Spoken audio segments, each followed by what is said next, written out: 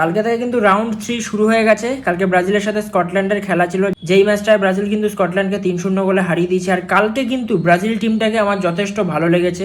Vinicius junior আর Matthews কুনা দুজন যেভাবে কালকে পারফরমেন্স করেছে, যেভাবে গোলগুলো করেছে, আর ব্রাজিলের কালকে মিডফিল্ডকেও আমার যথেষ্ট ভালো লেগেছে। ফার্স্ট গোলটার ক্ষেত্রে স্কটল্যান্ডের ডিফেন্সের ভুল, এখান থেকে ভিনিসিয়াস জুনিয়র গোল করে দেয়। সেকেন্ড গোলটার ক্ষেত্রে ভিনিসিয়াস জুনিয়রের হেড, আর থার্ড গোলটার ক্ষেত্রে কিন্তু সুন্দর একটা মুভ, সেখান থেকে ম্যাথিউস কুনার ফিনিশ। প্রায় অনেক দিন পর নেইমার কালকে ব্রাজিলের জার্সি গায়ে নেমেছে। আর নেইমার যখন নাম ছিল, পুরো স্টেডিয়াম যেভাবে চ্যান্ট করছিল, পুরো যেভাবে এক্সাইটমেন্ট ছিল, তো আলাদাই ভাই, আলাদাই। হয়তো প্লেয়ারটা ব্যালন ডি অর পায়নি, প্লেয়ারটা হয়তো বড় ট্রফি সেভাবে কিছু পায়নি, বাট নেইমারের যা ফ্যান বেস আছে সেটা কিন্তু দেখবার মতো। তবে আমার একটা জিনিস মনে হয়, ব্রাজিলে কিন্তু ভিনিসিয়াস জুনিয়র, ম্যাথিউস কুনা এই দুটো প্লেয়ারের মধ্যে কিন্তু ভালো একটা কম্বিনেশন রয়েছে। এবার নেইমার আসলে ম্যাথিউস কুনাকে বসাতে হতে পারে। তবে সেক্ষেত্রে আনচেলত্তি কিভাবে দলটা সাজায়, মানে নেইমার যদি ফার্স্ট 11-এ থাকে কিভাবে টিমটা সাজায়, সেটা অবশ্যই দেখার। আরেকটা ম্যাচে কিন্তু হাইতি দারুণ ফাইট দিয়েছে, মরক্কোকে প্রায় দুবার এগিয়ে গেছিল, তারপরেও মরক্কো 4-2 হাইতিকে হারিয়ে দেয়। হাইতির যে সেকেন্ড গোলটা কালকে আউটস্ট্যান্ডিং একটা ফিনিশ। আমি এটা বলতে পারি হাইতি কালকে বিশ্বকাপ থেকে ফুটে গেল, বাট হাইতির পারফরমেন্স কিন্তু যথেষ্ট ইমপ্রেসিভ লেগেছে কালকে আমার।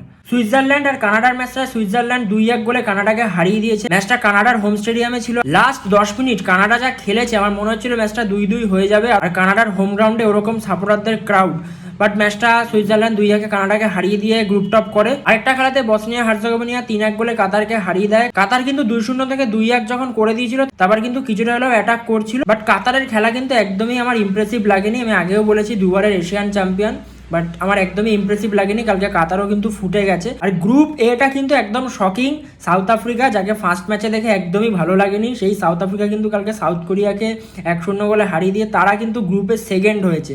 আর মেক্সিকো 3-0 গোলে চেকিয়াকে হারিয়ে দিয়েছে, মেক্সিকো গ্রুপ টপ করেছে। বাট সাউথ আফ্রিকাকে আমি ভেবেছিলাম সাউথ কোরিয়া হয়তো বেটার কিছু পারফরমেন্স করবে, বাট সাউথ কোরিয়া মেক্সিকোর সাথেও হেরে গেল, আর সাউথ কোরিয়া কালকে সাউথ আফ্রিকার কাছেও হেরে গেল। তো সাউথ কোরিয়াও কিন্তু বলা যেতে পারে বিশ্বকাপ থেকে ফুটে গেল। England, France, Germany, Argentina, Spain এই টিমগুলো আরো খেলতে নামবে যখন, তখন কিন্তু আরো রাউন্ড 3 এগোবে, এবং আরো অনেকগুলো টিম কিন্তু ধীরে ধীরে বিশ্বকাপ থেকে ফুটতে শুরু করবে। তো নজর রাখো বিশ্বকাপের দিকে।